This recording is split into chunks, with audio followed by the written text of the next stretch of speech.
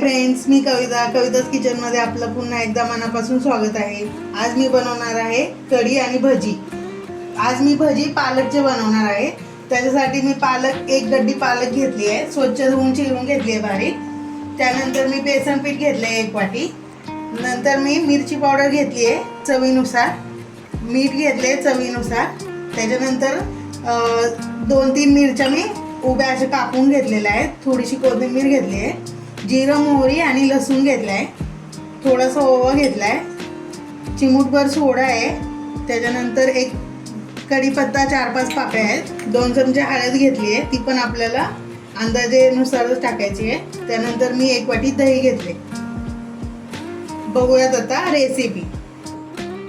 सगळ्यात पहिला आपण आता भजींचं पीठ मळून घेऊया। आता मी घेतली आहे पालक नंतर मी बेसन घेणार आहे। जेवढं पाहिजे तेवढं बेसन घ्यायचंय। आता मी टाकते मिरची। आता चवीनुसार मीठ टाकून घेऊया। आता ओवा टाकूया, सोडा, हळद, पाणी टाकून हे मिक्स करून घेऊयात। हे बघा, एवढ्या प्रमाणात आपल्याला पीठ कालवून घ्यायचं आहे, एवढं घट्ट करायचं आहे। हे बघा, आता आपण दही मिक्सरमध्ये वाटून घेऊयात, दही आणि बेसन कढीसाठी। आता मी 2 मोठे चमचे बेसन घेतले, ते टाकून घेऊया त्याच्यामध्ये। चवीनुसार हळद, चवीनुसार मीठ। आता हे आपण मिक्सरमध्ये बारीक करून घेऊया, एकदा मिक्सरमध्ये बारीक करून घेतलं आहे। मिरची आणि कोथिंबीर टाकून घेऊया। आता मी आपलं मिश्रण याच्यामध्ये टाकून देणार आहे। आता आपल्याला याच्यामध्ये हवे तेवढं पाणी टाकून घ्यायचंय, म्हणजे आपल्याला जेवढी कढी बनवायची असेल तेवढं।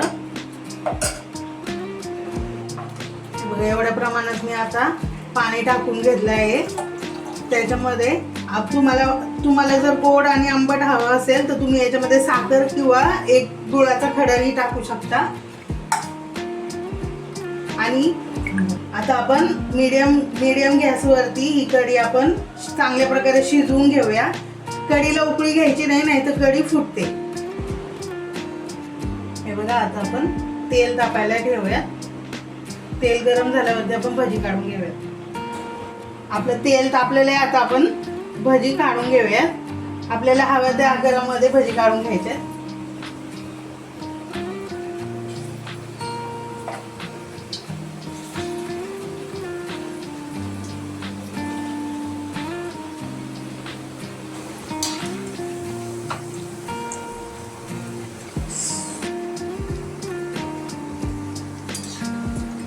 हे बघा, आपले भजी तयार आहेत। आता आपण काढून घेऊयात।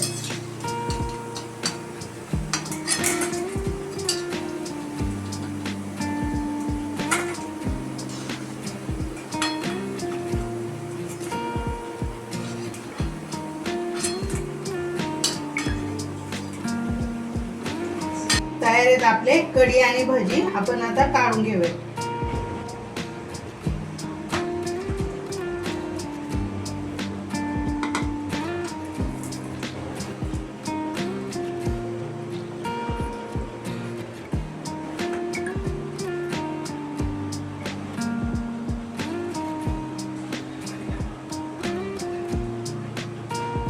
तयार आहेत आपले कढी आणि भजी।